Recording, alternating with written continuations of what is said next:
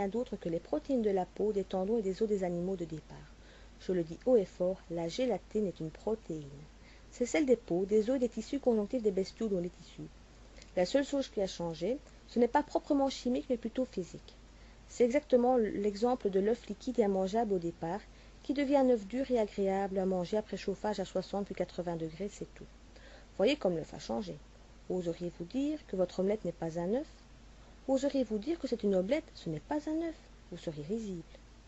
Excusez-moi mes frères et sœurs musulmans, qui n'ont pas eu de cours de chimie et biologie suffisamment poussés, mais quand vous dites que la gélatine n'a rien à voir avec des tissus conjonctifs, donc des protéines, des animaux tués de façon illicite, qu'il s'agisse de porc ou pas, vous êtes certainement risible. J'insiste sur le fait que l'exemple de la gélatine n'est en rien comparable à l'exemple du vinaigre. C'est de là que vient le mot istilala, c'est la transformation d'une substance en une autre substance. En effet, le vinaigre est de l'acide acétique avec sa formule chimique propre. Ce sont les propriétés des acides qui s'appliquent à l'acide acétique, totalement différent de la substance dont elle provient, c'est-à-dire l'alcool éthylique ou éthanol. Cette dernière a une autre formule chimique, et ses propriétés sont celles d'un alcool, donc d'une part un acide caractérisé par une formule, et d'autre part un alcool avec une autre formule chimique. Précisons, l'éthanol est une substance capable de rendre ivre, mais l'acide acétique, halal et de goût différent, ne provoque pas d'ivresse, là, l'istilala est applicable. Il faut donc des notions de chimie pour s'aider, surtout dans le monde dans lequel nous vivons. Prenons maintenant une protéine. Celle-ci est constituée d'acides aminés, toujours. Il y a des dizaines d'acides aminés qui sont comme des Legos qui s'enchaînent selon une séquence pour donner lieu à une protéine. La gélatine est constituée de protéines avec des acides aminés. Ce sont les mêmes protéines que dans les tissus conjonctifs des bêtes abattues, souvent sans aucune règle, porc ou pas. Ce qui a changé, c'est comme dans l'exemple de l'œuf cru et de l'œuf cuit. C'est la dénaturisation des protéines. Celles-ci voient leur structure tertiaire changer quand elles sont portées à ébullition. Mais qu'est-ce que la structure tertiaire? C'est la façon dont s'enroule une chaîne d'acides aminés. Ainsi, la même chaîne d'acides aminés, donc la même protéine, peut s'enrouler ou se dérouler différemment selon les contraintes physiques qui lui sont appliquées, c'est-à-dire la température, le pH ou l'acidité du milieu, la pression, etc. Ne me dites pas, mes frères et sœurs, que l'eau liquide est pour vous différente de la vapeur d'eau, ou que le vin liquide est différent de la vapeur du vin, ou que le vin chaud. C'est là aussi la même molécule à laquelle on applique une contrainte physique, en l'occurrence une température différente. Pour les protéines, c'est encore plus caractéristique. C'est vraiment comme un animal qui s'enroule ou se déroule selon la température. La structure de la protéine reste la même, c'est la même combinaison d'acides aminés. Voyez donc les schémas et la façon dont une même protéine peut s'enrouler comme un serpent qu'on amadoue ou qu'on menace. Heureusement, les savants n'ont pas été sur la même longueur d'onde, loin de là. En effet, un frère a posé la question au noble Cheikh al-Raji, qui était l'élève d'un grand nombre de savants, comme par exemple le Cheikh bin Baz. Le Cheikh al-Raji a également fait état de contributions scientifiques en participant à la rédaction d'ouvrages, mais aussi en supervisant certains livres et en validant des thèses de magistère et de doctorat contemporaines. Parmi elles, on compte la correction et la révision du livre du Cheikh Ibn Taymiyyah, mais la liste des ouvrages supervisés est longue. La question est, le frère Ibrahim du Danemark demande quel est le jugement sur la gélatine extraite des animaux interdits.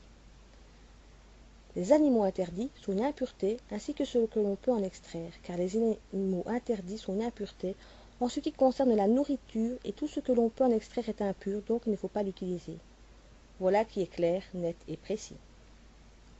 Autre question posée au cheikh Ubayd al-Jabiri, qui est un des savants les plus âgés de Médine, bien qu'il soit spécialisé dans la science du hadith.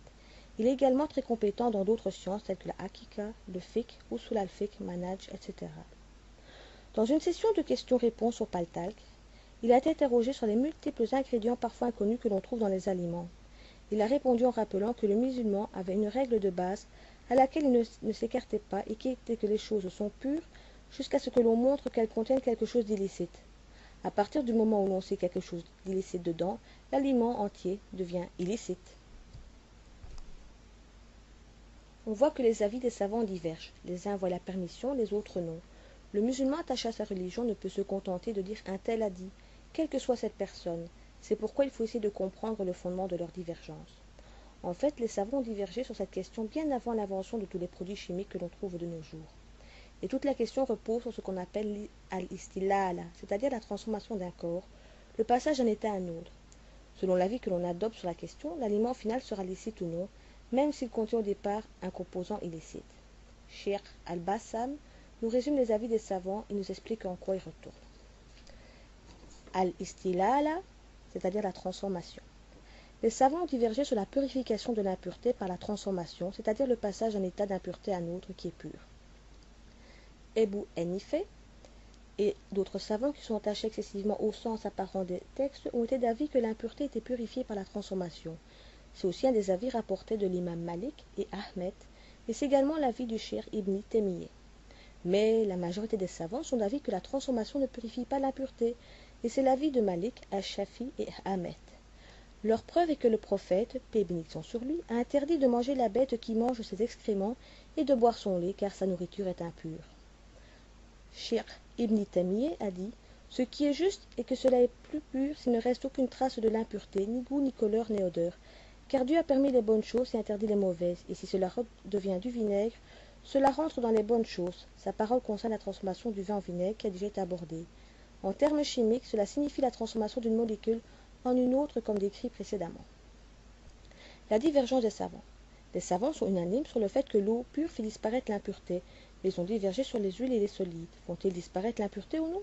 Ebu Hanife et ceux qui l'ont suivi sont d'avis que l'impureté peut être purifiée dans tout milieu et par tout corps pouvant faire disparaître l'impureté, que ce soit une huile ou un solide. Les trois autres imams sont d'avis que les lieux ne peuvent être purifiés que par l'eau pure. Nous pouvons aisément comprendre aujourd'hui qu'il y a une part de symbolique dans cette purification. La symbolique est très présente en islam.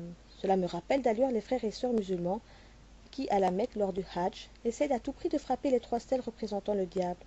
Comme nous le savons, ces stèles n'étaient que trois piliers au départ, qui ont été largement agrandis au cours des temps. Le Hajj n'est nullement annulé si les cailloux ne touchent pas les stèles. Il faut juste viser au milieu ces stèles sans causer de dommages aux autres musulmans. Il en est de même avec d'autres points de l'islam, et comme nous le savons, l'eau seule ne tue pas les microbes résistants. Par conséquent, il ne sera nullement suffisant de laver les seringues avec de l'eau avant de les réutiliser, mais cela n'est qu'un exemple. Encore un exemple où le principe de l'istilala ne peut être appliqué. Prenons la farine, qui est un polysaccharide, donc une chaîne de molécules semblables appelées saccharides, faisant partie de la grande famille des sucres. Faisons une pâte. Comme c'est différent de la farine, n'est-ce pas? Mais c'est toujours un polysaccharide sur le plan chimique. Allez, allons plus loin, faisons cuire la pâte jusqu'à l'obtention d'un pain. Je ne vais pas me moquer de qui que ce soit. Tout le monde sait, dans ce cas précis, que c'est la même chose qu'au départ. Cependant, les contraintes physiques, en l'occurrence la cuisson à haute température, a modifié la façon dont les polysaccharides se sont enroulés. Le goût, la consistance, etc. ont changé, mais chimiquement, les propriétés des polysaccharides sont conservées. Rappelez-vous, quand vous mangez un bonbon en forme d'ourson, vous mangez une boule de gélatine à laquelle on a ajouté du sucre et des colorants. Cette boule de gélatine contient les mêmes propriétés des protéines que dans les tissus conjonctifs des animaux exécutés de façon non halal. En fait, vous mangez une boule de collagène sucré, coloré et raffiné. Par ailleurs, la gélatine porcine est la plus répandue. Avec toutes ces connaissances, reposez la question au cheikh et devinez la réponse, la nouvelle réponse, et voyez comme ils enragent de ne pas avoir été parfaitement informés.